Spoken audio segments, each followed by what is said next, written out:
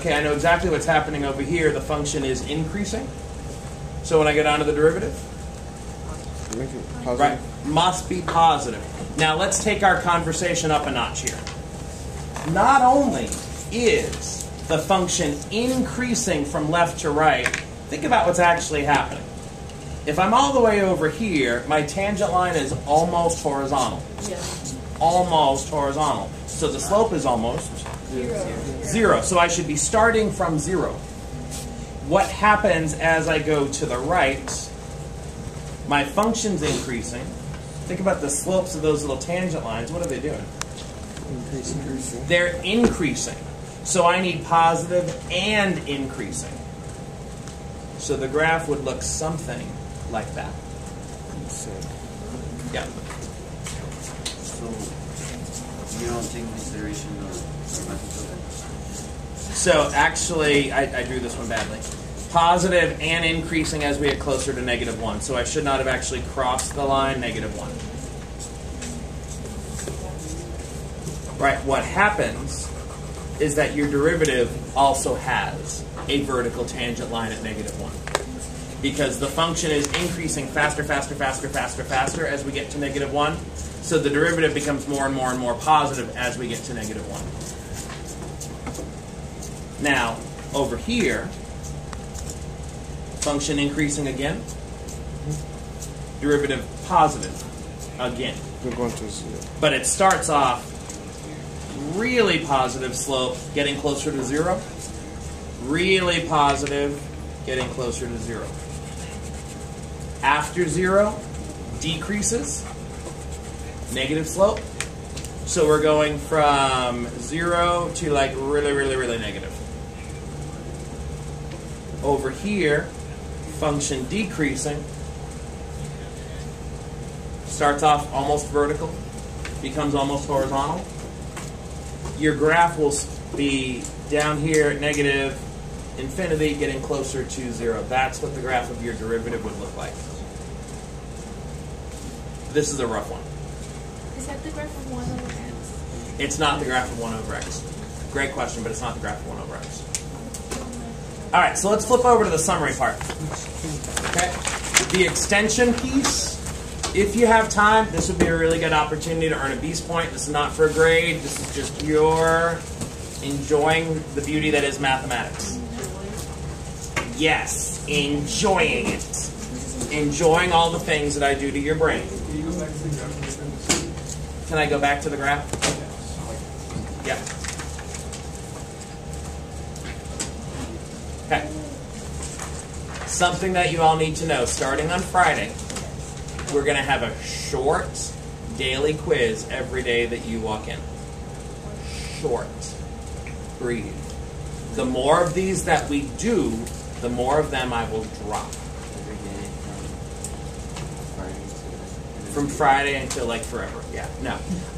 For a while, because it's this last piece over here that I'm incredibly interested in your internalizing and internalizing deeply.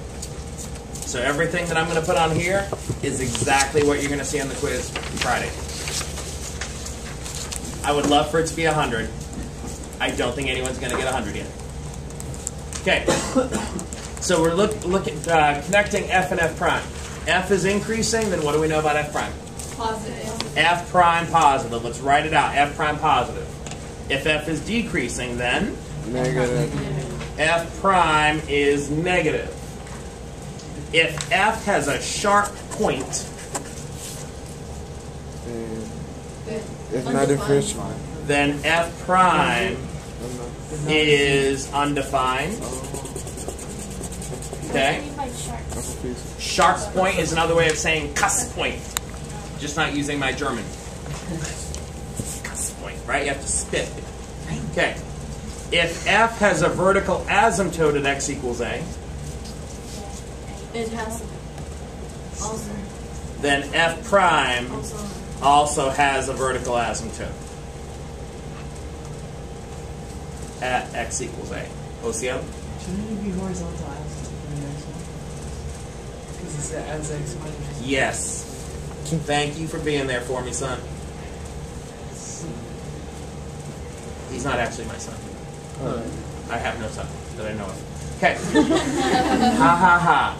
Okay, if f has a horizontal asymptote, think about this. As you head out towards positive infinity, you have a horizontal asymptote. What happens with the derivative? It approaches 0. If you have a horizontal asymptote, right, the graph starts to flatten out. So f prime approaches 0. So I'm just going to say f prime approaches 0. Okay, see how well we can do this. F prime of x is greater than 0. Your derivative is positive, then f is increasing, then f is increasing. Good. If f prime is less than 0, then f is decreasing. Good.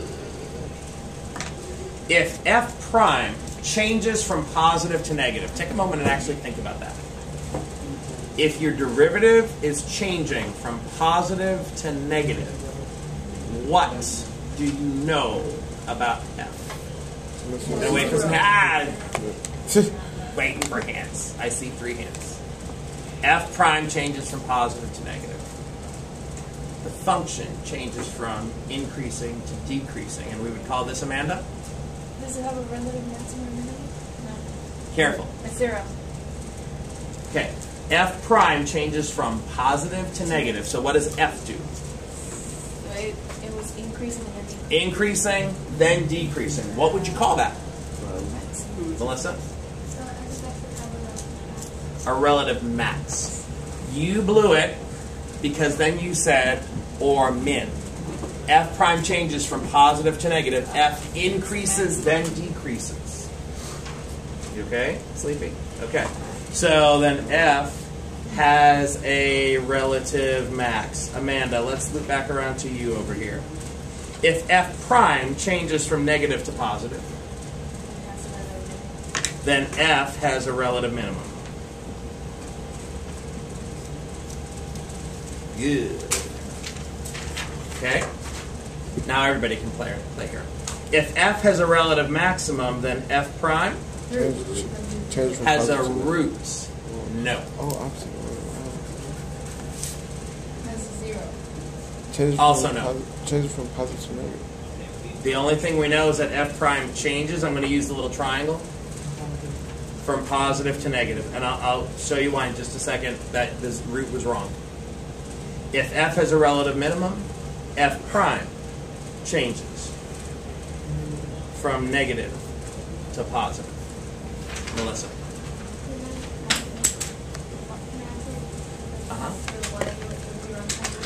Yes, that's why I'm going to flip it over. Can I flip this over? Okay, bummer. It's all right. Absolute value of x. Does f prime have a root here? No. But f does change from decreasing to increasing here. So if you fall for it and you say root, it's wrong. The only thing you know is this is a relative minimum still. We're good? Okay, finish the problem set. I will see you guys tomorrow. So what's exactly going to be like on the quiz Friday? It's going to be over